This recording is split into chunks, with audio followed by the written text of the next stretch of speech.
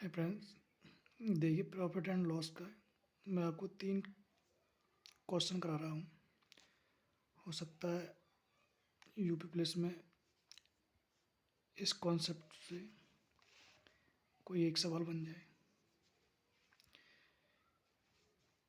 इस सवाल है, राम ने एक गाय 8,250 रुपये में खरीद कर 4% लाभ पर बेच दी।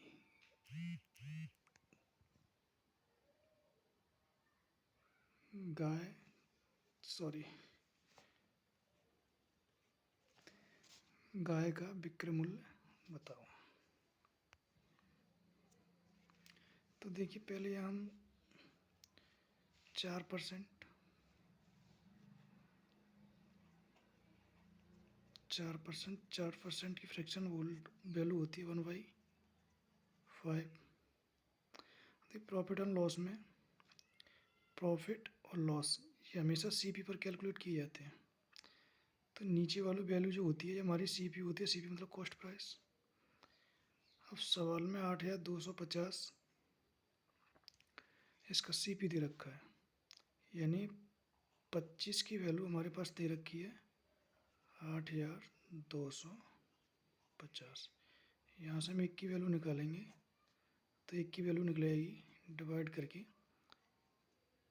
330। 25 पर 1 का प्रॉफिट हो रहा है। 25 पर 1 का प्रॉफिट हो रहा है। पूछा गया विक्रय मूल्य। विक्रय मूल्य मतलब सेलिंग प्राइस। जब 1 का प्रॉफिट हो रहा है, सीपी हमारा 25 है, तो एसपी यहाँ से हमारा निकलेगा एसपी, यानी एक तो ये 25 और 1 का प्रॉफिट, यानी सेलिंग प्राइस निकलेगा हमारा 26। हमारे 1 यूनिट की वैल्यू दे रखी है हमारे पास 330। हमें पूछा है 26 की वैल्यू, तो 26 की वैल्यू निकाल देंगे, इसमें मल्टीप्लाई कर देंगे तो इसका आंसर आ जाएगा, यानी 8,000 मल्टीप्लाई कर दो इसमें, यानी 8,580।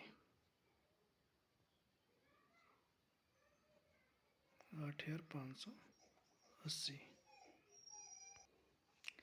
यानी ये आपका विक्रय मूल्य निकल आया। विक्रय मूल्य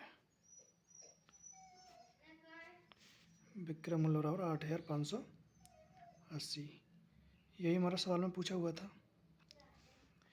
किसी को ये 4% ये समझ में नहीं आया होगा, तो 4% मतलब 4%, इसको हम सॉल्व करेंगे तो यहाँ से ये, यानी 4%, यानी इस परसेंट को हम 100 से डिवाइड कर देते हैं, 4 एकम 4, और ये आ गया 1/25। इस तरीके से 125 आया हुआ है। ठीक है, ये तो रहा आपका पहला कॉन्सेप्ट प्रॉफिट एंड लॉस का। एक सवाल इस कॉन्सेप्ट पे आता है, जैसे 3 क्रमागत बट्टे 30%, 20%, 10% है, तो इनका समतुल्य बट्टा क्या होगा। समतुल्य का मतलब टोटल इसका बट्टा क्या होगा। तो पहले ये 30% है, 30% की फ्रैक्शन वैल्यू होती है 3/10। अब ये 20% है, 20% की फ्रैक्शन वैल्यू होती है 1/5। 10% है, 10% की फ्रैक्शन वैल्यू 1/10। अब ये नीचे वाला बट्टा हमेशा डिस्काउंट हमेशा मार्क प्राइस यानी अंकित मूल्य पर दिया जाता है। नीचे वाला आपका अंकित मूल्य होता है, यानी 10 रुपये पर इसने 3 रुपये की छूट दी, यानी हमारा यहाँ आएगा हमारा MP यानी मार्क प्राइस, यहाँ आएगा हमारा SP यानी सेलिंग प्राइस। ठीक है, MP यानी सेलिंग प्राइस। MP हमारा ये नीचे वाली वैल्यू जो होती है, जो ओरिजिनल वैल्यू होती है, यानी 10, 3 की छूट दी तो यानी कितने का मिला, 7 का मिला होगा। 5 पर 1 की छूट दी, यानी 5 इनका मार्क प्राइस था, 1 की छूट यानी 4 का दिया होगा, यानी 10 पर 1 की छूट यानी 9 का दिया होगा। यहाँ पे हम टोटल इनका मल्टीप्लाई कर देते हैं। यहाँ तो आ गया 500 यानी 500, यहाँ पर आ गया आपका यानी 963 और 4 दिया 12, 4 छिंग 24 और 1 25 यानी 252। देखिए 500 की वस्तु थी, 252 की दे दी कस्टमर को, ग्राहक को, यानी इसमें कितने का डिफरेंस आया, घटा लो डिफरेंस, यानी 8 और ये आपका 4 और 2 248, 248 यानी कितने पर लिया, 500 पर, इंटू 100। तो एक जीरो से एक जीरो ये कैंसिल, इससे काटेंगे, यानी 5 चौक 20, 45 यानी 0.5 यानी टोटल जो उसकी इन तीनों का जो बट्टा है टोटल मिला के वो 49.6% का दिया। तीसरा कॉन्सेप्ट रहता है आपका इस टाइप में। तीसरा कॉन्सेप्ट आपका ये है, एक कमीज का मूल्य 450 रुपये है, 2 बट्टे रुपये, 2 क्रमागत बट्टे देने पर उसका मूल्य 324 रुपये है। यदि दूसरा बट्टा 10% हो तो पहला बट्टा बताओ। देखिए ये सवाल आपका यहाँ पढ़ लीजिएगा इसको, यानी इसमें दिया है MP,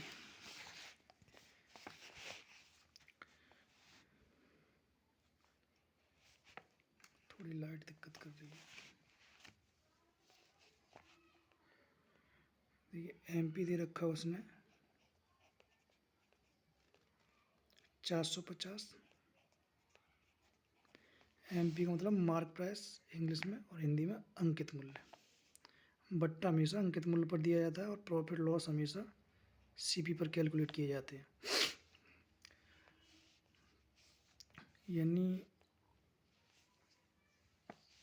2 बट्टा देने के बाद उसका SP यानी सेलिंग प्राइस कितना बन गया उसका, 324 में दे दी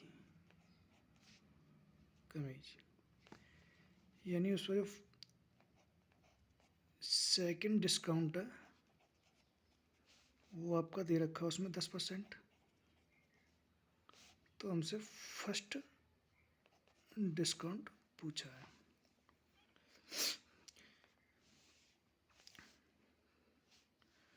देखिए माना फर्स्ट डिस्काउंट हमने A% दिया,